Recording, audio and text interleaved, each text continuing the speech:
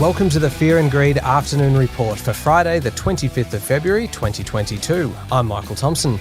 Every afternoon, we'll bring you the 5 things that happened today that you need to know about. So let's jump into it. Story number 1, Russia's invasion of Ukraine continues, and it's a story that's unfolding even as we speak. Kiev, the capital of Ukraine, has reportedly come under attack from missiles, and an aircraft was shot down over the city.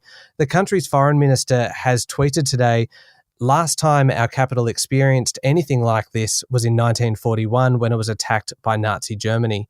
Now, the Ukrainian president says more than 130 people have been killed in the conflict so far, although that toll is expected to rise as Russian forces advance on the capital. President Zelensky has vowed to remain in Kiev. Story number 2 is linked to this, obviously. It's the political response to the crisis. Prime Minister Scott Morrison has announced further sanctions on Russian oligarchs, billionaires whose economic power is important to Russia. He also hit out at reports China is easing trade restrictions on Russia when much of the world is doing the exact opposite.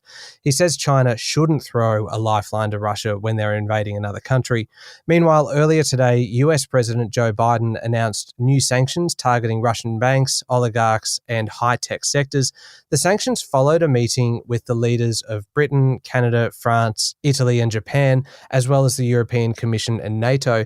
There are still further sanctions available, including restrictions on Russia's energy sector and cutting Russia out of the SWIFT payment system, which allows for international bank-to-bank transfers. Scott Morrison has actually called for global support for this move, the cutting out of the SWIFT payment system, but there is apparently disagreement in Europe over what's considered the trump card of international sanctions.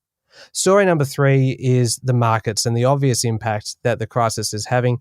Considering the hammering, though, that the local share market copped yesterday, the S&P/ASX 200 had a much better day today, closing up ever so slightly, rising at 0.1% to 6,998 points. It still leaves the market down 3.1% for the week and 2.4% over the last 12 months. It's been a bumpy ride, and it's unlikely to change for some time. The biggest mover on the ASX 200 today was family location sharing app Life360, which rose 21.4%, recovering virtually everything it lost this week. We talked about this one in this morning's program. Life360 dropped sharply on the back of security concerns over a similar tracking product from Apple, but made back most of those losses today. But probably the most remarkable story as far as markets are concerned is the volatility on Wall Street overnight. Wall Street followed European and Asian stocks lower initially before staging an incredible recovery. The Dow Jones rose 0.3%, the S&P 500 was up 1.5%, and the Nasdaq was up 3.4%. Quite incredible. Story number 4, and moving away from Ukraine, Harvey Norman reported its profit today. The bottom line dropped slightly, hurt by lockdowns, but things have picked up thanks to the strength in the home renovation market and ongoing strength in sales across the lifestyle and tech categories.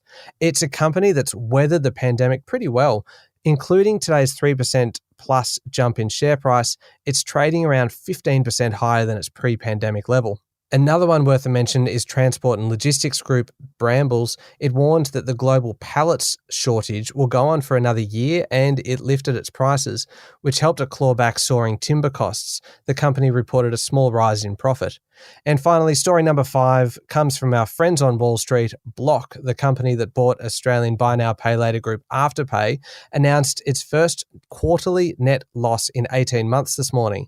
But revenue hit a new high, almost doubling from a year earlier, triggering a 32% jump in the company's share price. So the local holders of Block stock, and that's most of the people who used to own Afterpay, went from disappointment to joy pretty quickly. Block CEO Jack Dorsey said he would integrate Buy Now, Pay Later deeply into its Square and Cash app services this year. That's it for the afternoon report for Friday, the 25th of February, 2022. Don't forget to hit follow on the podcast and find Fear and Greed on LinkedIn, Twitter, and Facebook. Join me and Sean Aylmer tomorrow morning for the Saturday Fast 5 by Fear and Greed. I'm Michael Thompson. Enjoy your evening.